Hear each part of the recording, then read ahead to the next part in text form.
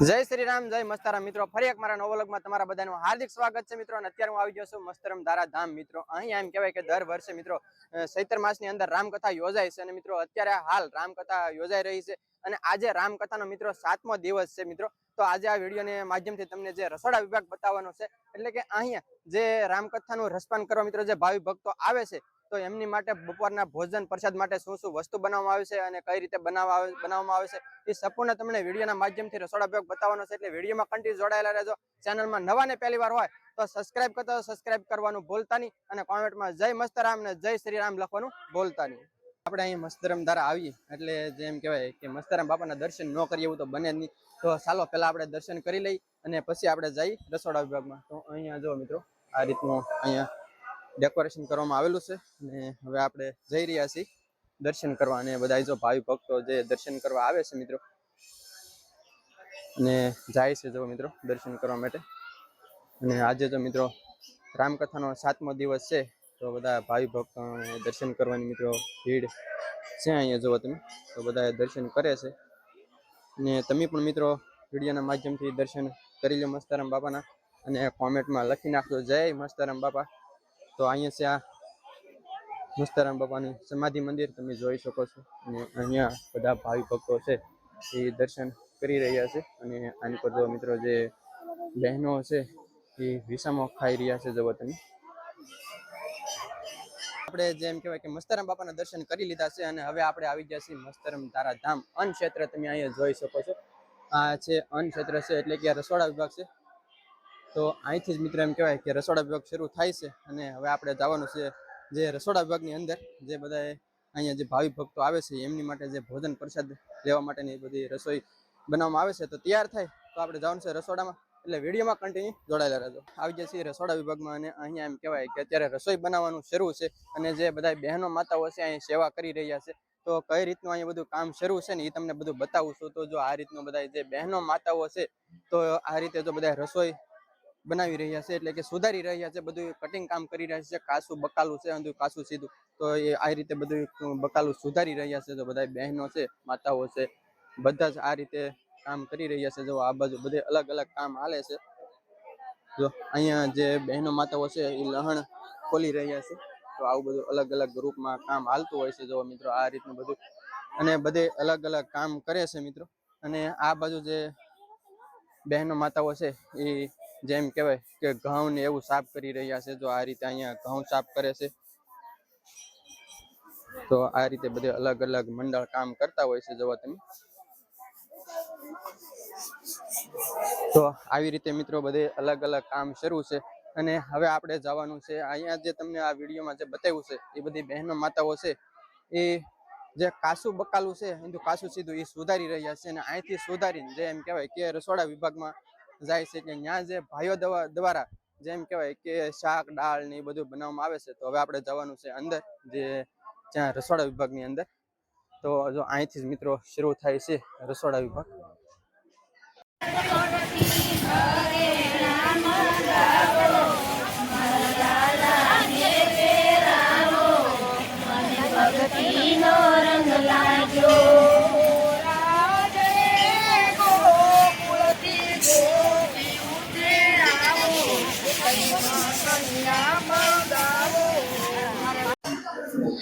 અને આપણે મિત્રો અત્યારે આવી ગયા છીએ રસોડા વિભાગમાં અને અહીંથી જ મિત્રો એમ કહેવાય કે બધું અલગ અલગ જે વસ્તુ બનાવવાનું શરૂ થાય છે મિત્રો।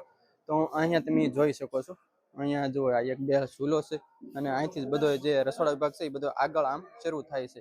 તો અહીંયા જો આ રસોડાની અંદર જે ભાત બનાવવામાં આવે છે તો જો અહીંયા આ રીતે પેલા ભાત ધોવામાં આવે છે 2 થી 3 પાણીએ ભાત ધોવે છે અને પછી એને ઓરવામાં આવે છે। તો અહીંયા ભાત બનાવવાનું શરૂ છે અને અહીંયા મિત્રો એમ કહેવાય કે જે ભાત બનાવવા માટે એટલે કે રાંધવા માટે જો અહીંયા પાણી ગરમ કરવામાં આવેલું છે આંધણ મૂકવામાં આવેલું છે। તો આની અંદર ભાત એડ કરવાના છે એટલે કે અહીંયા જે ચોખા છે એ ધોવે છે। તો મિત્રો હવે જો ભાત ધોવાની કમ્પ્લીટ થઈ ગયા છે ને હવે જો આ પાણીના આંધણમાં એડ કરવામાં આવે છે નાખવામાં। તો આ રીતે ભાત નખાઈ ગયા છે જોવો તમે।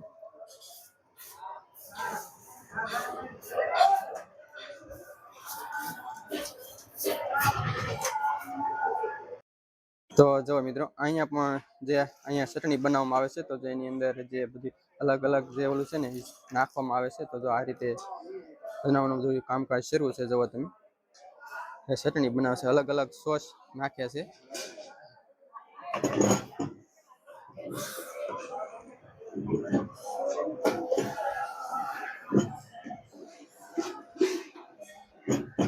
ને અહીંયા મિત્રો તમે જોઈ શકો છો, તો અહીંયા જો જે આ રસોડાની અંદર મિત્રો જેમ કહેવાય કે જે રોટલી બનાવે છે, તો બધા એમાં અલગ અલગ છે. એમાં જો 3 થી 4 મિત્રો ચૂલો હાલે છે, અને આ બાજુ છે એ બધા ભાઈઓ છે એ જો અત્યારે લોટ બાંધવાનું કામ શરૂ છે. અને આ બાજુ છે એ જે લોટના પીંડા બનાવે છે, એટલે કે જે રોટલી બનાવવા માટેના જો આ રીતે પીંડા બનાવે છે. અને ત્યારબાદ ત્યાંથી અહીંયા એમ કહેવાય કે આ રીતે જો રોટલી બનાવે છે, તો અહીંયા રોટલી બનાવવાનું વણવાનું શરૂ છે. અને અહીંથી જ એમ કહેવાય કે હવે 3 થી 4 મિત્રો અહીંયા આવી ચૂલો છે. તો જો આ રીતે અહીંયા શરૂ છે રોટલી બનાવવાનું કામ, તમે જોઈ શકો છો. તો આ બાજુ રોટલી બનાવે છે. અને હજી આપણે રસોડાના વિભાગની અંદર આગળ જઈ રહ્યા છીએ. અને અહીંયા મિત્રો એમ કહેવાય કે જે છાશ બનાવે છે, તો કઈ રીતે છાશ બનાવે ને એ પણ તમને વિડીયોની અંદર બતાવી દઉં. તો જો આ રીતે મિત્રો અહીંયા છાશ બનાવવાનું કામ શરૂ છે, એટલે કે જે છાશ તાણે છે, તો તમે આ રીતે જો આ છાશના 3 થી 4 ટીપણા ભર્યા છે. તો જો મિત્રો આ રીતે કંઈક છાશ બનાવવામાં આવે છે, અને આ રીતે છાશ બનાવે છે. જો તમે આપણે જેમ કહેવાય કે ત્રીજા વિભાગમાં આવી ગયા છીએ. અને અહીંયા જેમ કહેવાય કે શાક, દાળ, ભાત ને એવું બધી વસ્તુ બનાવે છે મિત્રો, જે બધી સબ્જી વસ્તુ, તો એ પણ તમને વિડીયોની અંદર બતાવી દઉં છું. તો જો અહીંયા મિત્રો જેમ કહેવાય કે જે શાકમાં નાખવા માટે, દાળમાં નાખવા માટે જે અહીંયા ખાટી આંબલીના છે એની સોસ કરે છે મિત્રો. જો અહીંયા ટમેટાનો સોસ છે. અને અહીંયા જેમ કહેવાય કે બટેટા છે, જે વઘારેલા કટિંગ કરેલા બટેટા છે. અને અહીંયા જો અહીંયા જે શાકની સબ્જી તૈયાર થાય છે, તમે જોઈ શકો છો. તો અહીંયા પણ શાક બની ગયું છે અને હજી શરૂ છે. અને અહીંયા જુઓ જે આ દાળ બફાય છે મિત્રો, તમે જોઈ શકો છો. તો આમાં દાળમાં પણ બધા એડ નાખે છે, તમે જોઈ શકો છો.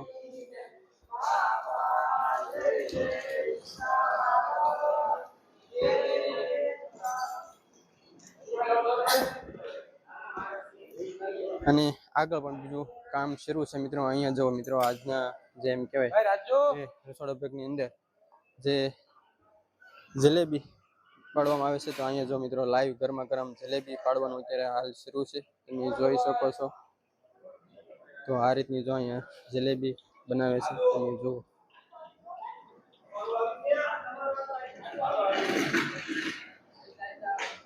અને અહીંયા મિત્રો એમ કહેવાય કે જે ભજીયા બનાવવામાં આવે છે, તમે જોઈ શકો છો.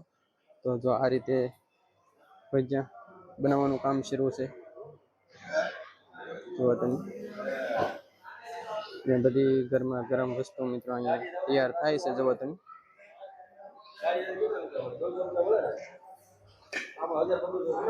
મિત્રો જેમ કહેવાય કે મસ્તરમ ધારાધામ જ્યારથી રામકથા પ્રારંભ થયો ત્યારથી જ મિત્રો એમ કહેવાય કે જે મસ્તરમ ધારા છે એ જે ચાની પ્રસાદી તેમજ જેમ કે બપોરના ભોજન માટે, એટલે કે બપોરની પ્રસાદી, ભોજન પ્રસાદની પ્રસાદી પણ શરૂ છે. અને ત્યારથી મિત્રો એમ કહેવાય કે અહીં મસ્તરમ ધારાધામ એમ કહેવાય કે એક બીજી પ્રસાદી આપવામાં આવે છે. જ્યારે 10-10 જમણ જ્યારે કથા શરૂ હોય ત્યારથી જ મિત્રો એમ કહેવાય કે એક અહીંયા બીજી પ્રસાદી, એટલે કે જે શેરડીનો રસ પાવામાં આવે છે બધા જ ભાવિ ભક્તોને. તો મિત્રો એનો પણ સ્ટોક છે. અને એ જો મિત્રો અહીંયા આવી રીતે જે અહીં શેરડીનું કટિંગ થાય છે મિત્રો, તો જો આવી રીતે કટિંગ કરતા હોય છે બહેનો. અને જે આ શેરડી કટિંગ થયા બાદ જેમ કહેવાય કે આ શેરડીનો ટોક છે, તમે જોઈ શકો છો મિત્રો. તો અહીંથી જેમ કહેવાય કે આ શેરડી જ્યારથી કટિંગ થાય ત્યારબાદ એક અહીંયા મોટો શીસુડો છે, એટલે કે ગેર છે મિત્રો. જે તમારી ભાષામાં શું કહેતા હોય મને ખબર નથી, તે શું કહે નહીં તમે કોમેન્ટમાં મને જણાવી દેજો. અને અહીંયા મિત્રો જે કટિંગ કર્યા બાદ જે આ શેરડી છે ને એ સ્પેશિયલ પાણીમાં ધોવામાં આવે છે, એટલે કે સાફ કરવામાં આવે છે. તો અહીંયા જે બધી બહેનો માતાઓ છે એ શેરડી ધોવે છે. જો આ રીતે બધી શેરડી ધોઈને સાફ કરી અને પછી જેમ કહેવાય કે શેરડી પીલવાનો ગેર છે, એટલે કે શીસુડો છે, એની અંદર જે શેરડી પીલાવા જતી હોય છે. તો આ રીતે જો બધા બહેનો માતાઓ છે એ શેરડી ધોવે છે કટિંગ કરીને. તો અહીંયા શેરડી ધોવાનું કામ શરૂ છે મિત્રો. અને બધી અલગ અલગ જે બહેનો માતાઓના જે મંડળ છે એ સેવામાં આવેલા હોય છે, કામ કરતા હોય છે, કોઈ રસોઈ સુધારતા હોય છે, કોઈ આવી શેરડી સુધાર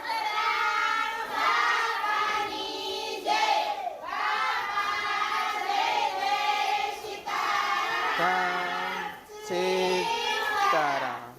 અને અહીંયા મિત્રો જેમ કહેવાય કે જે આ બધી રસોડા વિભાગની અંદર જે રસોઈ ને એવું બધું બનાવવામાં આવે છે એ મિત્રો કોઈ એમ કહેવાય કે ગેસના ચૂલા ઉપર કે કોઈ રસોઈ બનાવવામાં આવતી નથી. કારણ કે અત્યારે એમ કહેવાય કે જે એવા મુશ્કેલીના દિવસો છે કે યુદ્ધને કારણે ત્યાં ગેસના બાટલા મળતા નથી એવું છે. પણ અહીંયા મિત્રો એમ કહેવાય કે મસ્તરમ ધારાધામ સ્પેશિયલ ચૂલા પર રસોઈ બનાવવામાં આવે છે. ને આ બધો જે છે એ જે લાકડાનો સ્ટોક છે તમે જોઈ શકો છો. અહીંયા જે લાકડા જે ફાડીને સ્ટોક કરેલો છે.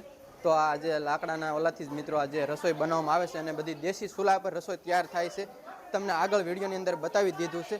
અને હવે હું જઈ રહ્યો છું જ્યાં એમ કહેવાય કે જે અહીંયા શેરડી પીલવાનો ગેર છે એટલે કે સીસુડો છે ત્યાં જઈ અને તમને બતાવું કે ભાઈ કઈ રીતે શેરડી પીલે છે અને કઈ રીતે રસ કાઢે છે એ સંપૂર્ણ તમને વિડીયોના માધ્યમથી તમને બતાવું. તો હવે આપણે જઈ રહ્યા છીએ જ્યાં ગેર છે ત્યાં. અહીંયા જો મિત્રો અહીંયા જેમ કહેવાય કે આ સીસુડો છે એટલે કે ગેર છે અને જે કહેતા હોય તમારી ભાષાની અંદર. તો અહીંયા તો જો અમારે તો અહીંયા સીસુડો અને શેરડીનો રસ કહે છે.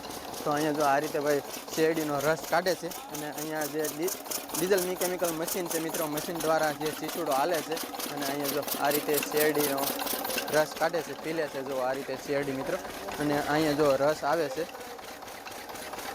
તો આ રીતે રસ કાઢવાનું શરૂ છે.